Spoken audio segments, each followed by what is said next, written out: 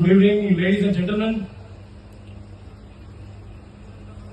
આપણે બધા અહીં ભેગા થયેલા છીએ. તમે બધા મોટા ભાગના, અમે તો કોઈ નથી, તમે જેન ઝી છો. ઝી એટલે શું? ઝી का मतलब क्या होता है? जोरदार. तो जोरदार आवाज आनी चाहिए. Good evening ladies and gentleman. Thank you.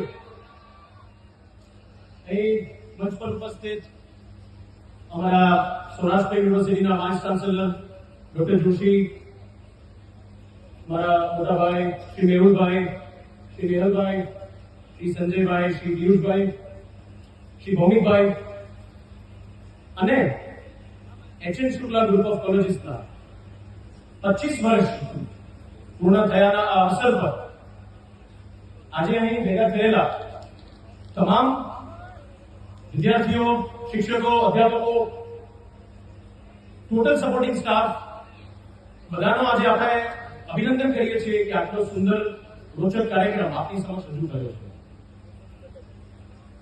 3 cheers for them guys. Hip hip. જોરથી hip hip. Hip hip. Hip hip. Thank you. આજનું અમારું વક્તવ્ય, વક્તવ્ય નામ સાંભળીને ડરતા નહીં, હું લાંબુ નથી બોલવાનો. આપણે પરમ દિવસે મહાશિવરાત્રીની ઉજવણી કરવા જઈ રહ્યા છીએ, તો આ પ્રસંગે શિવજીને પણ યાદ કરવા જોઈએ. તો શિવજીના ત્રિશુલની જેમ આપણે 3 pronged approach, 3 points પર આજનું મારું વક્તવ્ય છે. First of all, I would like to say that this gathering reminds me of my college days. હું 30 વર્ષનો છું, આપ લોકોથી વધારે દૂર નથી, પણ એક જનરેશન ચેન્જ છે. I am almost on the verge of being called Gen Z.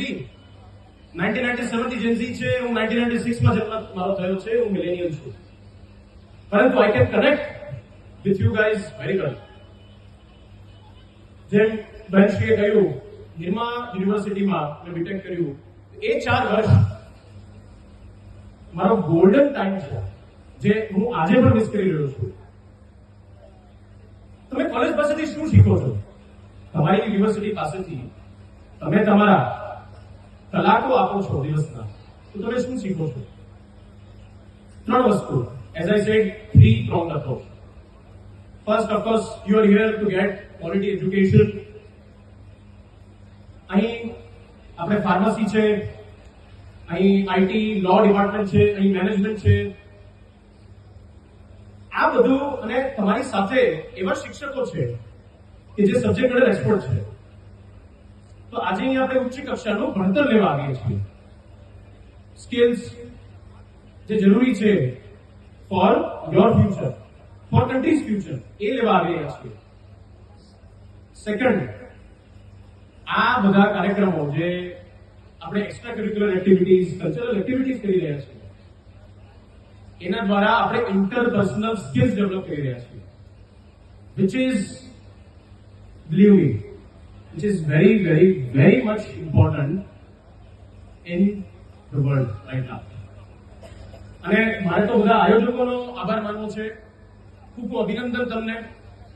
મેં જેમ કહ્યું કે I can relate better because હું હંમેશા આજ સુધી મંચની પહેલી સાઈડ રહ્યો છું અથવા મંચની પાછળ રહ્યો છું. પહેલી વખત મંચ પર બેસવાનો મને મોકો મળ્યો છે, એ બદલ આપનો ખૂબ ખૂબ આભાર કે આજે આપણે મને એ લાયક સમજ્યો કે હું એ મંચ પર બેસી છું.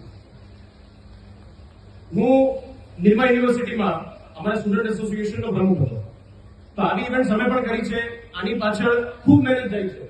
આજે અમે અહીં બેસીને જોઈએ છીએ, તાલી પાડીને નીકળી જશું, પરંતુ મને ખબર છે કે જે આયોજકો અહીંયા ઉભા છે, જે લોકો પાછળ સ્ટેજની પાછળ છે, એ બધાએ પોતાના રાત દિવસ આપ્યા છે. તમને શું શીખવા મળે છે આપણને? જેમ નેહલભાઈ બહુ સરસ વાત કરી કે ક્લાસરૂમમાં વિતાવેલા તમારો સમય, તમે મિત્રો સાથે કરી મજા, બાય ધ વે હું બધું કરી ચૂક્યો છું, હોસ્ટેલમાં રહી ચૂક્યો છું, બધી ખબર છે. બેક બેન્ચર્સ ગ્રુપ હશે અહીંયા, આમાં બેક બેન્ચર્સ કોણ છે ભાઈ? હાથ ઊંચો કરો. જો બેક બેન્ચર્સ વધારે પાછળ જ છે. Back, exactly. So back benchers rule the class, back benchers rule the college. એ બધા પળો તમને યાદ આવશે આગળ જતા. એ આપણે ઇન્ટરપર્સનલ સ્કિલ્સ છે બાય ધ વે, કે કેવી રીતે ઓછી મહેનતથી વધારે માર્ક લઈ આવવા, ધેટ ઇઝ ઓલ્સો સ્કિલ. એ આપણે લઈ રહ્યા છીએ. અને ત્રીજી વસ્તુ વિચ ઇઝ વેરી ઇમ્પોર્ટન્ટ, આપણે અહીં ડેપ્થ લેવા આવ્યા છીએ. હું જોશી સાહેબ, હું ડેપ્થ ની વાત કરીશ, હાઇટ નહીં બોલું. તો જાણી જોઈને I am using this term depth, height નહીં.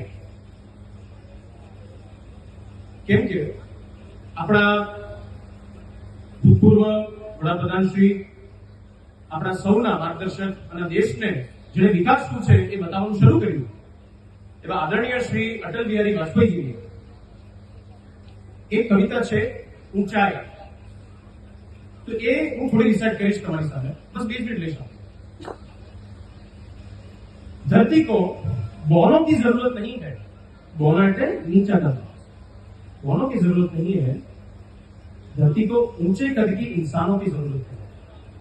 इतने ऊंचे कि आसमान को छू ले, इतने ऊंचे कि आसमान को छू ले, नए नक्षत्रों में प्रतिभा का बीज बोले, नए नक्षत्रों में प्रतिभा का बीज बोले, किंतु इतने ऊंचे भी नहीं, किंतु इतने ऊंचे भी नहीं कि पांव तले दूब न जमे, कोई कांटा ना चुभे, कोई कली ना खिले. इतने ऊंचे भी नहीं कि पांव तले दूब न जमे, कोई कांटा ना चुभे, कोई कली ना खिले. न वसंत हो ना पतझड़, न वसंत हो ना पतझड़, केवल हो ऊंचाई का अंधकड़. मतलब ऊंचाई पर તમે જતા જશો એમ અંધારું આવતું જશે. हे प्रभु, वाजपेयी जी ऐड करें, हे प्रभु मुझे इतनी ऊंचाई कभी मत देना कि मैं औरों को गले न लगा सकूं, औरों को गले न लगा सकूं. तो આપણે ઊંચા નથી બનવાનું, આપણે ઊંડા બનવાનું છે. એક મોટા ભાઈ તરીકે આપ સર્વેને એ મારું રેકમેન્ડેશન રહેશે. અને છેલ્લી વાત હું અહીં આટલું બોલીને મારી વાત હું અહીં થોભાવીશ. જેન ઝી, આપણે સૌએ ઉદાહરણ લીધું Gen Z, right? You guys are Gen Z. I can guarantee you that you guys, right, will shape the country's policies. You guys will make our country proud. પણ ઝી નો મતલબ શું છે? ઝી જોરદાર છે, પણ ઝી નો મતલબ સિદ્ધિ પણ છે, એ નથી કરવાનો. ઝી નો મતલબ જબરજસ્ત છે, ઝી નો મતલબ જબરજસ્ત છે, પણ ઝી નો મતલબ ઝુકેગા નહીં સાલા પણ છે, ઝૂકવાનું છે. અને ઝી નો મતલબ છે જમીની. We have to be grounded. We have to be HNS. What is HNS? Right? H એટલે humble, right? N એટલે nice, right? And S એટલે sincere, which directly relates to HNS. HNS યાદ રાખજો, HN Shukla group. Right? Thank you so much for your time. અને ફરી વખત મંચ પર ઉપસ્થિત તમામ અમારા વડીલો હું ખૂબ આભાર માનું છું. અને નાના મોઢે મોટી વાત કહી દીધી હોય તો આપ સૌની ક્ષમા પણ માંગુ છું. પરંતુ આપ સૌને અહીંયા જોઈ અને મને મારા દિવસો યાદ આવી ગયા, એ બદલ હું આજે ખૂબ રાજી છું. Thank you so much. Bharat માતા કી જય. એકવાર સાથે બધા એક સાથે બોલીશું, ભારત માતા કી, ભારત માતા કી.